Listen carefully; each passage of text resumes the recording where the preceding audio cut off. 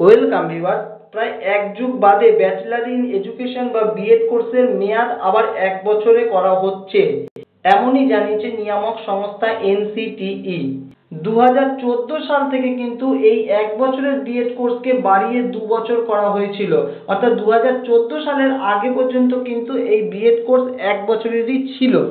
2026 সাল থেকে আগের ফরম্যাটে ফিরিয়ে আনা হচ্ছে এই কোর্সটিকে, অর্থাৎ 1 বছরের যে বিএড কোর্স ছিল সেই 1 বছরের ফরম্যাটে কিন্তু ফিরিয়ে আনা হচ্ছে। তবে এই যে 1 বছরের বিএড, সেই 1 বছরের বিএড সুযোগ এই মুহূর্তে কারা পাবেন না 4 বছরের ডিগ্রি কোর্স উত্তীর্ণ এবং স্নাতকোত্তর ছাত্রছাত্রীরাই এই সুযোগ পাবেন। অর্থাৎ 4 বছরের যারা গ্র্যাজুয়েট বা স্নাতক পাস করেছেন বা স্নাতকোত্তর ছাত্রছাত্রী অর্থাৎ মাস্টার ডিগ্রি যারা করেছেন তারাই কিন্তু এই সুযোগ পাবেন, অর্থাৎ এই 1 বছরের বিএড করার সুযোগ পাবেন। অন্যান্য ক্ষেত্রে কিন্তু এটি প্রযোজ্য নয়। এবং কেন এই বিএড এর মেয়াদ 1 বছর করা হলো? কারণ বাংলা সহ বহু রাজ্যে শিক্ষক নিয়োগ নিয়মিত নয়, এটা আমরা প্রত্যেকেই কম বেশি জানি। তাই 2 বছর ধরে দ্বিগুণ টাকা খরচ করে এই কোর্স করার আগ্রহ কিন্তু অনেক কমেছে।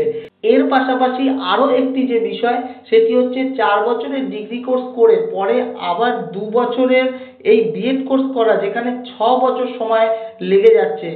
আবার যদি স্নাতকোত্তর বা মাস্টার ডিগ্রির ক্ষেত্রেও আমরা দেখি, সেই ক্ষেত্রেও কিন্তু যদি 2 বছরের বিএড করা হয় অনেকটা সময়সীমা পেরিয়ে যাচ্ছে।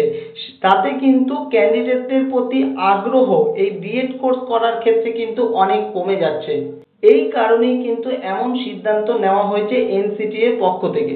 এর পাশাপাশি আরো একটি যে বিষয়, যেটি আপনাদের প্রত্যেকের সামনে আমি তুলে ধরতে চাই, যেটি আমার একটি ব্যক্তিগত মতামত এবং শিক্ষা কমিশন থেকে শুরু করে অন্যান্য যে শিক্ষাবিদরা আছে তাদের সামনেও এই বিষয়টি তুলে ধরতে চাই, আপনাদের দৃষ্টি আকর্ষণ করছি বলতে পারেন।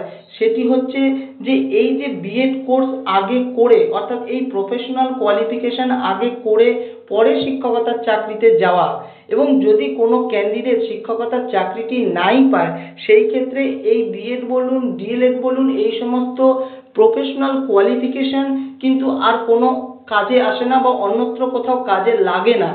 তাহলে এই বিএড বা ডিএড করাটা কিন্তু সেই ক্যান্ডিডেটদের কাছে সত্যি একটা চ্যালেঞ্জ। এবং আরো একটি যে বিষয়, সেটি হচ্ছে যে সমস্ত ক্যান্ডিডেটরা বা ছাত্রছাত্রীরা ফিনান্সিয়ালি পিছিয়ে বা আর্থিকভাবে পিছিয়ে পড়া, তারা কিন্তু এই বিএড কোর্স করার ক্ষেত্রে কিন্তু অনেক ফিনান্সিয়াল চ্যালেঞ্জের মুখোমুখি হয়। কারণ তারা যেহেতু চাকরি পায়নি এবং তারা যখন সেই শিক্ষকতা চাকরি পাওয়ার আগে বিএড কোর্স বলুন ডিএড বা ডিএলএড এই ধরনের প্রফেশনাল কোয়ালিফিকেশনগুলো অর্জন করতে যায়, সেই ক্ষেত্রে কিন্তু তাদের নানান সমস্যার মুখে পড়তে হয় ফিনান্সিয়ালি। এবং যদি সে চাকরি পেয়ে যায়, সেই ক্ষেত্রে এই প্রফেশনাল কোয়ালিফিকেশন অর্জন করতে কিন্তু খুব একটা অসুবিধার সম্মুখীন হতে হয় না। এবং অন্যান্য সার্ভিসেও কিন্তু আমরা জানি যে আগে সার্ভিস পাওয়ার পর পরে কিন্তু প্রফেশনাল ট্রেনিং হয়ে থাকে। তবে এই প্রফেশনের ক্ষেত্রে কেন আগে প্রফেশনাল কোয়ালিফিকেশন ট্রেনিং নেওয়ার পরে চাকরি পেতে হয়, যেখানে অন্যত্র বা অন্য কোনো সার্ভিসে কিন্তু এই প্রফেশনাল ট্রেনিং নিয়ে সার্ভিস পেতে হয় না, আগে সার্ভিস সেই ক্যান্ডিডেট পান, তারপরে কিন্তু প্রফেশনাল ট্রেনিংয়ে তারা যান। তাই এই যে চাকরি পাওয়ার ক্ষেত্রে যে বৈষম্য, দুটি জায়গায় দুরকম, এই বৈষম্যটা কিন্তু আপনাদের প্রত্যেকের সামনে তুলে ধরছি।